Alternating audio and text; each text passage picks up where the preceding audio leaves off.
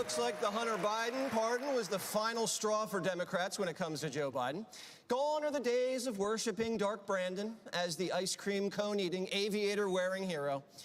A scathing new report from Axios talks about how Biden is now, quote, loathed by many Democrats who blame him for twin sins of selfishness, running again, then pardoning Hunter after repeatedly saying he wouldn't.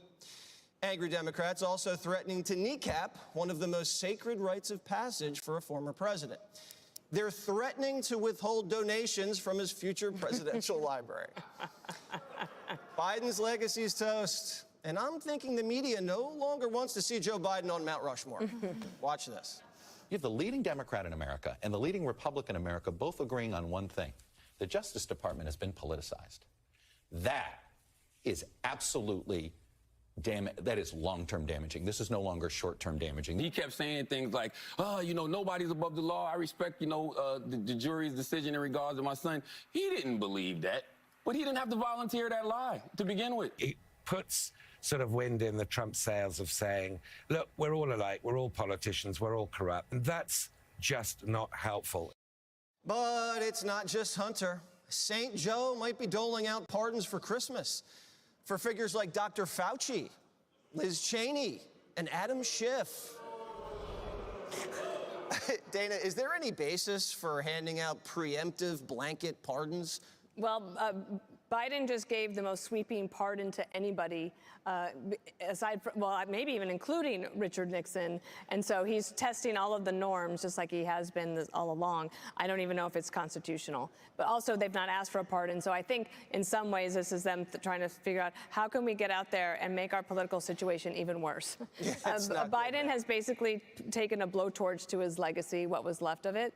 And that's not coming from Republicans. That's coming from inside the tent. And you know what happens when you turn on a blowtorch inside the tent? Mm-hmm. Kaboom. It burns down. Very good, everyone. Fire safety lesson. All right, so Jessica, they hung the library over Biden's head this summer when they kneecapped him with the coup. They said, if you don't step down, no library. And now he might not get one anyway. Oh my God. Is there a worse thing that could happen to a man besides not getting a library? He might have to have it in his garage next to the Corvette. The Corvette and all the documents? Are the documents have been cleared out? It's the safest place. Yeah. Get in your laughs, yeah.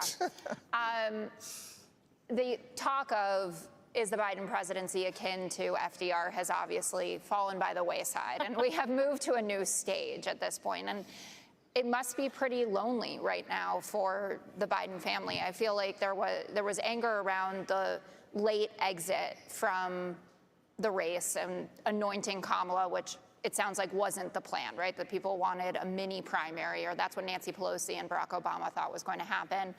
But then as the campaign was going, it felt like he was back to kind of a hero status a bit, and we thought this is feasible that we could win, then we lose, not great. Now the pardon, which is having to force Democrats to take positions, at least elected officials, that they don't want to have to say something. Like Gavin Newsom doesn't want to have to say something right now, Jared Polis, et cetera. And that's put them in a tough spot. Do I think net-net in the long term that there are going to be people who still really respect and admire what Biden was able to accomplish?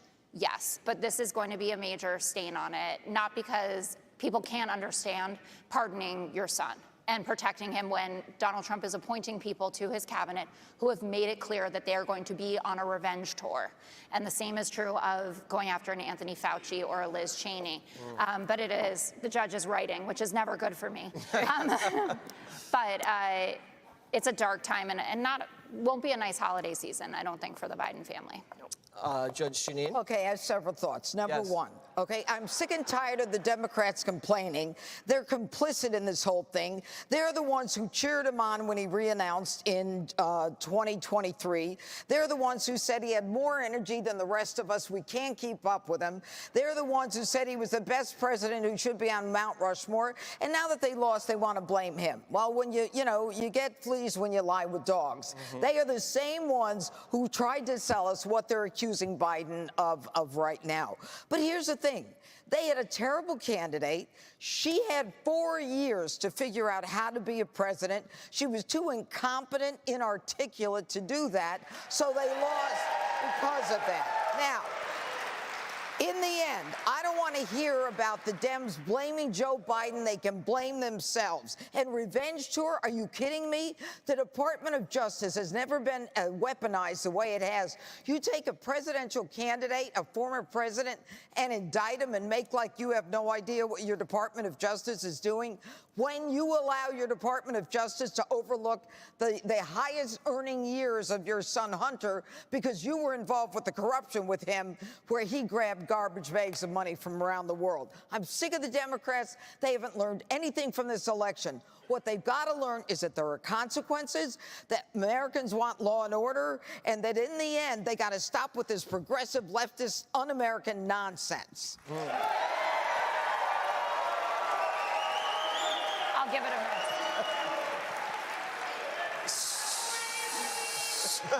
So they're floating. I would like to concede my time to the audience.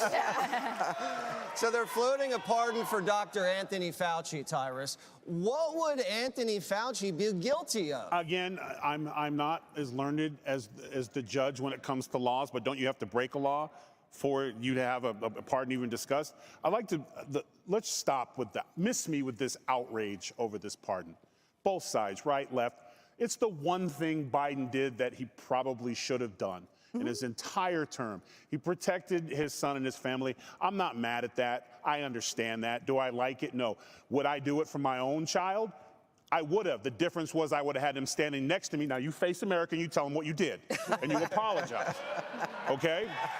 But let's stop with the I can't believe he pardoned thing. And I think that is one of the most laughable things is everyone's so outraged. It's probably the one thing they let him decide himself when they were sticking the knife in his back, when they told him he was stepping down. Listen, you step down, you get to pardon your son. And he probably took the deal. So let's just move on from the pardon. The only thing I wish is if Biden would love the American people as much as his son, maybe he would have treated the people in North Carolina and Tennessee and Florida from the hurricane. Maybe he could show them some love. But miss me with the problem with Biden's pardon. It's probably the most stand-up thing he's done